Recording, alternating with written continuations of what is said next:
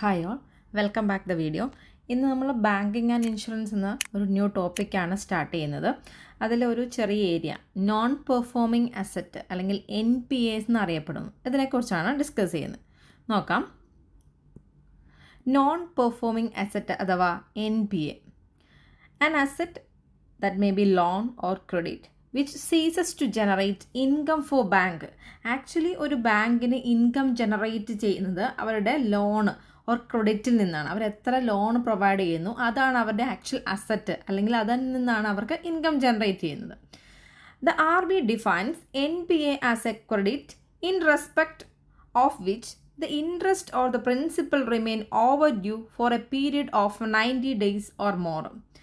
RB define ചെയ്യുന്നത് NPA എന്ന് പറഞ്ഞു കഴിഞ്ഞാൽ ഒരു ക്രെഡിറ്റ്, ആ ക്രെഡിറ്റിൻ്റെ ബേസിൽ എന്തെങ്കിലും ഇൻട്രസ്റ്റോ പ്രിൻസിപ്പൽ എമൗണ്ടോ ഓവർ ഡ്യൂ ആയിട്ട് റിമെയിൻ ചെയ്യുക എന്ന് വിചാരിക്കുക.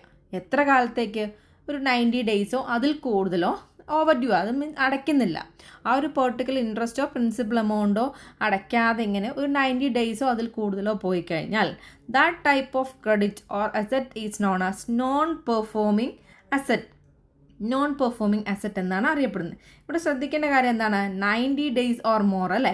90 അതിൽ കൂടുതലോ ദിവസവും എന്താണ്, അതിൽ നിന്ന് ഒരു ഇൻകം ജനറേറ്റ് ചെയ്യുന്നില്ല, അല്ലെങ്കിൽ അതിൻ്റെ ഇൻട്രസ്റ്റോ അല്ലെങ്കിൽ പ്രിൻസിപ്പൽ എമൗണ്ടോ അവർ അടയ്ക്കുന്നില്ല എങ്കിലാണ് ആ അസറ്റ് എന്തായി മാറുന്നത്? നോൺ പെർഫോമിംഗ് അസറ്റിലോട്ട് മാറുന്നത്. ഇവിടെ ഒരു ടേം ഉണ്ട്, നോക്കുക. എന്താണ്? Over due. ഓവർ ഡ്യൂ എന്ന കോൺസെപ്റ്റിലാണ് ഇപ്പോൾ അത് അറിയപ്പെടുന്നത്. ഓവർ ഡ്യൂ ആയി കിടക്കുമ്പോഴാണ് എന്ത് നോൺ പെർഫോമിംഗ് അസറ്റായി മാറുന്നത്. എന്നാൽ ഇതിനു മുൻപേ the earlier concept was past due എന്നാണ്. ഈ ഓവർ ഡ്യൂവിന് മുമ്പ് എന്താണ്? പാസ്റ്റ് ഡ്യൂ ആയി കിടക്കുമ്പോഴാണ് എന്ത് അത് നോൺ പെർഫോമിംഗ് അസറ്റ്. എപ്പോൾ?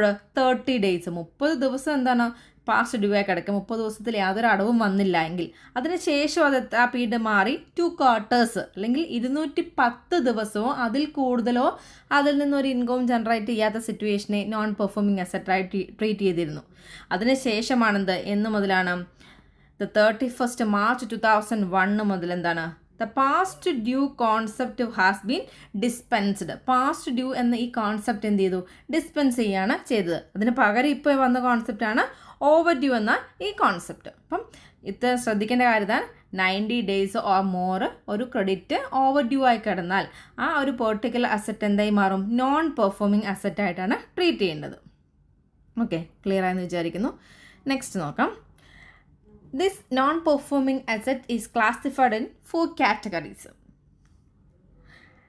ക്ലാസിഫിക്കേഷൻ പറയും, അല്ലെങ്കിൽ അവിടുത്തെ അസറ്റിൻ്റെ ക്ലാസിഫിക്കേഷൻ ഒന്ന് ബേസിക്കലി പറയാം. Standard asset, doubtful asset, sub standard asset, loss asset. Actually ഈ ഒരു 3 കാറ്റഗറിയാണ് NPAs ആയിട്ട് വരുന്നത്. സ്റ്റാൻഡേർഡ് അസറ്റ് എന്താണ്? ഒരു NPA അല്ല, സ്റ്റാൻഡേർഡ് ആണ്. ദാറ്റ് മീൻസ് എന്താണ്?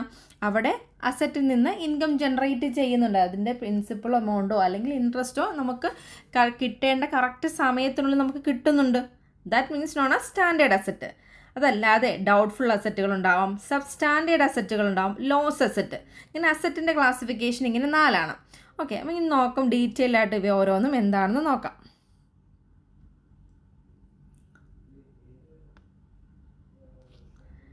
Next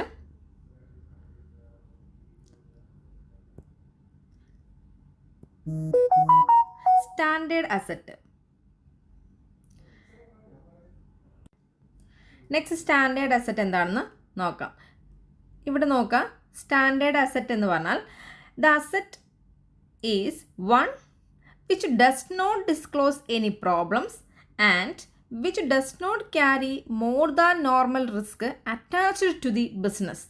Such an asset should not be an NPA. ഇവിടെ പറയുന്നുണ്ട് എന്താണ് ഒരു സ്റ്റാൻഡേർഡ് അസറ്റ് എന്ന് പറഞ്ഞാൽ does not disclose any problem. ഒരു പ്രോബ്ലം അതിൽ നിന്ന് ഉണ്ടാവുന്നില്ല, അല്ലെങ്കിൽ ആ പെർട്ടിക്കുലർ ടൈപ്പ് ഓഫ് അസറ്റിൽ നിന്ന്, ആ ഒരു പെർട്ടിക്കുലർ ടൈപ്പ് ഓഫ് ക്രെഡിറ്റിൽ നിന്ന് എന്താ നമുക്കൊരു പ്രോബ്ലം ഉണ്ടാവുന്നില്ല. And which does not carry more than normal risk. ഏതൊരു അസറ്റിനും എന്താണ് ഒരു റിസ്ക് ഉണ്ട്, നോർമലി സംഭവിക്കാവുന്ന റിസ്ക് ഉണ്ടാവും. ആ നോർമൽ റിസ്കിനേക്കാൾ കൂടുതൽ നമുക്കൊരു റിസ്ക്കും അതിൽ നിന്ന് വരുന്നില്ല എങ്കിൽ that type of asset is known as standard asset. അങ്ങനെയുള്ള അസറ്റ് നമുക്ക് എന്താ വിളിക്കാം? സ്റ്റാൻഡേർഡ് അസറ്റ് എന്ന് വിളിക്കാം. Then such an asset should not be and NPA. അതുകൊണ്ട് അതെന്താണ്? നോൺ പെർഫോമിംഗ് അസറ്റ് അല്ല. കാരണം എന്താണ്? അതിൽ നിന്ന് നമുക്കെല്ലാം എന്താണോ കിട്ടേണ്ടത് അത് കിട്ടിക്കൊണ്ടാണ് ഇരിക്കുന്നത്. സോ അത് it's not an a non performing asset. അത് നോൺ പെർഫോമിംഗ് അല്ല, പകരം എന്താണ്? പെർഫോമിംഗ് അസറ്റ് ആണെന്ന് മനസ്സിലാക്കാം.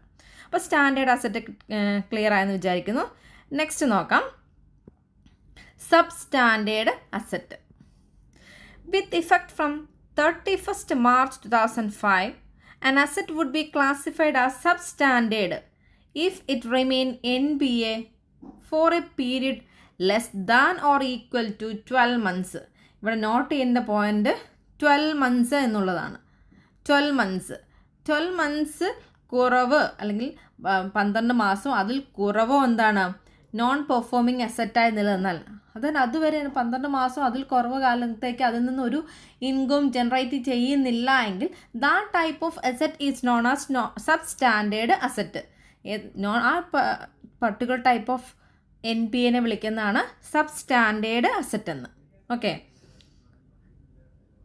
Next doubtful asset. ഇത് ചൂടൊക്കെ ശ്രദ്ധിക്കണം. എന്താണ് ഡൗട്ട്ഫുൾ അസറ്റ്? ഇവിടെ നമ്മൾ പറഞ്ഞു സബ് സ്റ്റാൻഡേർഡ് അസറ്റ് എന്ന് പറഞ്ഞാൽ 12 മാസം അതിൽ കുറവോ എന്താണ്? അതിൽ നിന്നൊരു അതിൽ കുറവോ NPA ആയിട്ട് നിലനിന്നാൽ, ഇവിടെ ശ്രദ്ധിക്കാൻ നോക്കാം. വിത്ത് effect from March 31st, 2005, an asset is required to be classified as doubtful. It has remained NPA for more than 12 months. ഇവിടെ എന്താണ്? ഒരു അസറ്റ് NPA ആയിട്ട് തുടരുകയാണ് മോർ ദാൻ 12 months. 12 മാസത്തിൽ കൂടുതൽ എന്താണ്?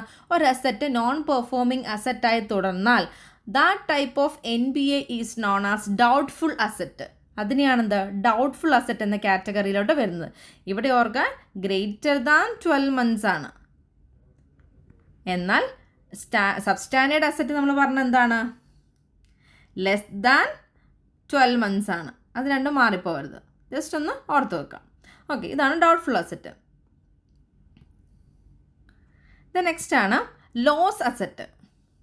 An asset is considered uncollectible and of such little value that it continues as a bankable asset is not warranted, although there may be some salvage or recovery value. Actually ഇവിടെ നോക്കാം, ഒരു salvage value അല്ലെങ്കിൽ recovery value പോലും കിട്ടാതെ അതെന്താണ്? ഒരു bankable അസറ്റായി continue ചെയ്യാണ്. ഒരു ഗ്യാരണ്ടിയും തരുന്നില്ല. എന്തെങ്കിലും ഒന്ന് ആ ഒരു പർട്ടിക്കുലർ അസറ്റിൽ നിന്ന് കിട്ടുമെന്ന് യാതൊരു ഗ്യാരണ്ടിയും തരാതെ, അൺകളക്റ്റബിൾ, ഒന്നും അതിൽ നിന്ന് കളക്ട് ചെയ്യാനേ പറ്റുന്നില്ലാതെ തുടർന്നുകൊണ്ടിരിക്കുന്ന NPA വിളിക്കുന്നതാണെന്ത്? Loss asset. ആക്ച്വലി അത് എൻ്റെ നമ്മുടെ കയ്യിൽ നിന്ന് പോയി, അതിൽ നിന്ന് ഒന്നും നമുക്ക് കിട്ടുന്നില്ല, ഒന്നും കിട്ടുമെന്ന് പ്രതീക്ഷിക്കാൻ പോലും നമുക്ക് പറ്റുന്നില്ല എങ്കിൽ അങ്ങനെയുള്ള നോൺ പെർഫോമിംഗ് അസറ്റുകളെയാണെന്ത്? ലോസ് അസറ്റ് എന്ന കാറ്റഗറിയിലോട്ട് വിടുന്നത്. നെക്സ്റ്റ് നോക്കാം, പ്രൊവിഷൻസ് ഓഫ് NPA. അപ്പം നമ്മൾ പറഞ്ഞത് ഇത്രയാണ്. എന്താണ്? ഏതൊക്കെ type of classification of assets ആണ്. അതിൽ ഒന്ന് എന്താണ്? സ്റ്റാൻഡേർഡ് അസറ്റ് ഉണ്ട്. ഇനി അതിൽ എന്താണ്? ക്ലാസിഫിക്കേഷൻ ഓഫ് NPAs വരുമ്പോൾ എന്തൊക്കെയാണ്? Sub standard asset, doubtful asset, loss asset. ഇതിൽ ഒരു കാര്യം നോക്കാം, സ്റ്റാൻഡേർഡ് അസറ്റ് എന്ന് പറയുന്നത് actually it's not an NPA non performing asset അല്ല. എന്നാൽ സബ് സ്റ്റാൻഡേർഡ് അസറ്റും അതേപോലെ തന്നെ ഡൗട്ട്ഫുൾ അസറ്റും ഉണ്ട്. അതുപോലെ ലോസ് അസറ്റുമാണെന്ത്? ഈ നോൺ പെർഫോമിംഗ് അസറ്റ് കാറ്റഗറിയിലോട്ട് വരുന്നത്.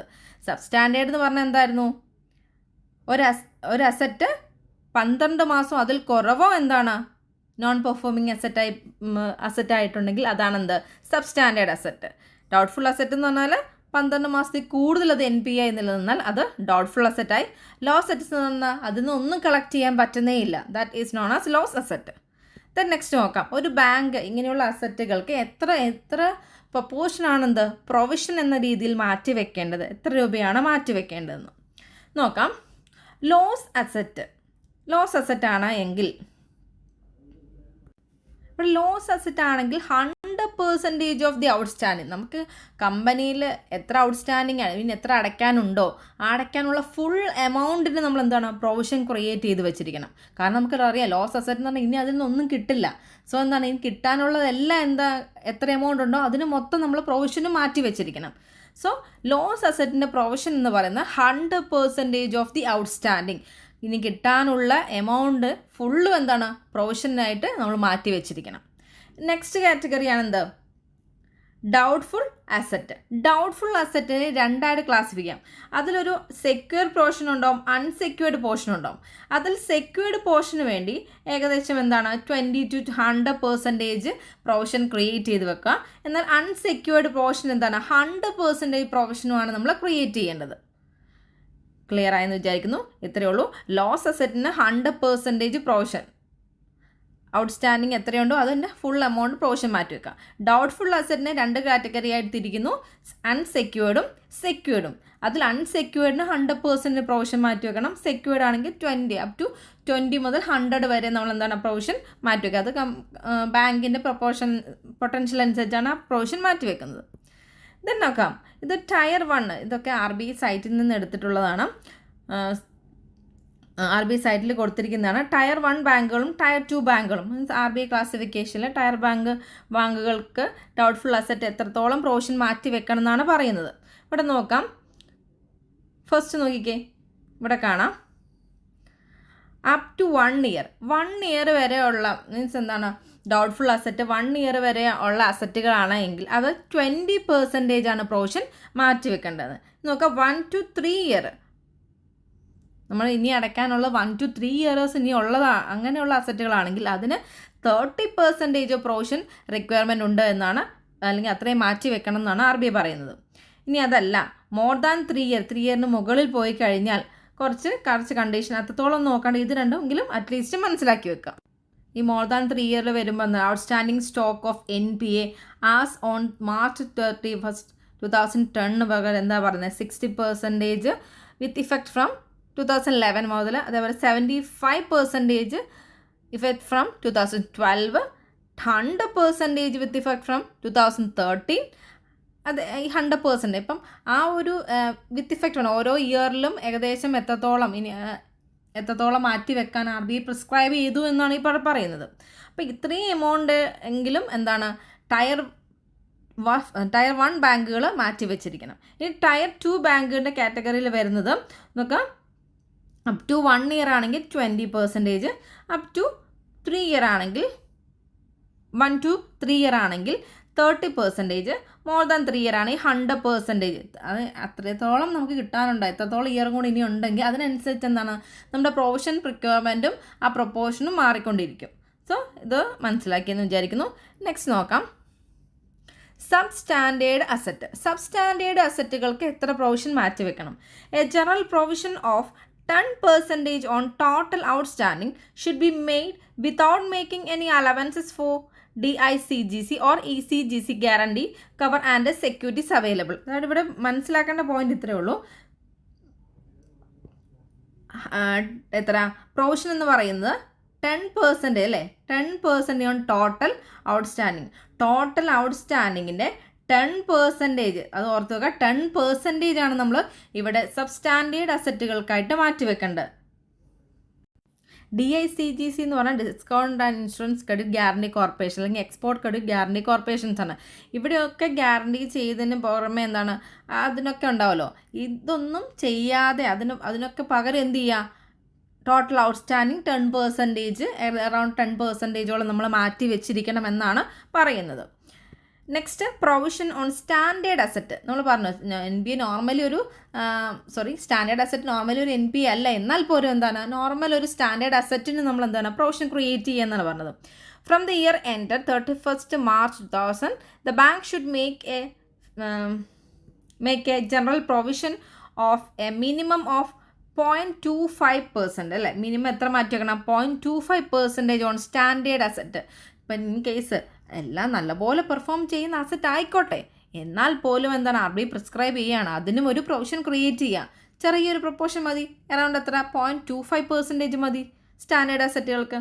However tier 2 banks will be subject to higher provisioning norms. എന്നാൽ ടയർ 2 ബാങ്കുകൾക്ക് ഇച്ചിലൂടെ ക്രെഡിറ്റ് ഫെസിലിറ്റി അല്ലെങ്കിൽ നേരിടുന്ന ബാങ്കുകൾക്ക് ഇച്ചിലൂടെ ഹയർ പ്രൊവിഷനിങ് വേണമെന്നാണ് പറയുന്നത്. The general provision requirement for all type of standard asset shall be 0.40%. ഇവിടെ എന്താണ് ടയർ 2 ബാങ്കുകൾക്ക് എത്രയാണ് 0.40% വേണമെന്നാണ് RBI പ്രിസ്ക്രൈബ് ചെയ്യുന്നത്. നോക്കാം. The standard asset provision requirement for all UC urban cooperative ബാങ്കുകൾക്ക് എത്ര വേണമെന്നാണ് തന്നിരിക്കുന്ന ടേബിളിൽ. നോക്കാം.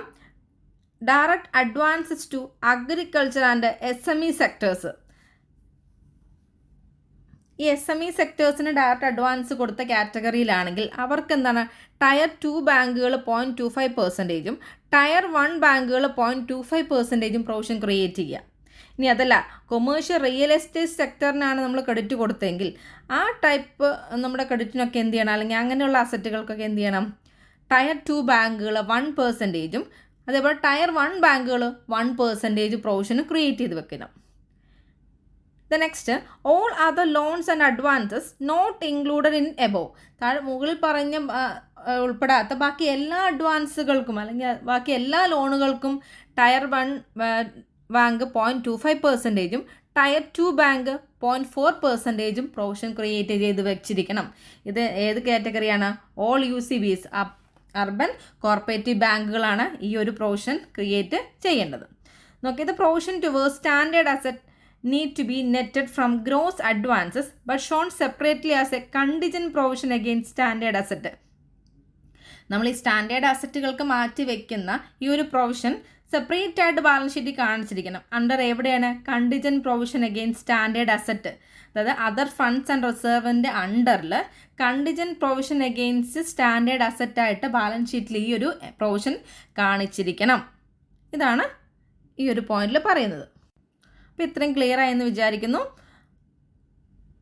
ഇവിടെ നമ്മൾ പറഞ്ഞതാണ് നോൺ പെർഫോമിംഗ് അസറ്റുകളാണ്. നോൺ പെർഫോമിംഗ് അസറ്റ് എന്ന് പറഞ്ഞാൽ 90 ഡേയ്സ് കൂടുതൽ എന്താണ് ഒരു പർട്ടിക്കുലർ അസറ്റിൽ നിന്ന് നമുക്കൊന്നും ജനറേറ്റ് ചെയ്യാൻ പറ്റുന്നില്ലെങ്കിൽ അതാണ് എന്താ നോൺ പെർഫോമിംഗ് അസറ്റ്.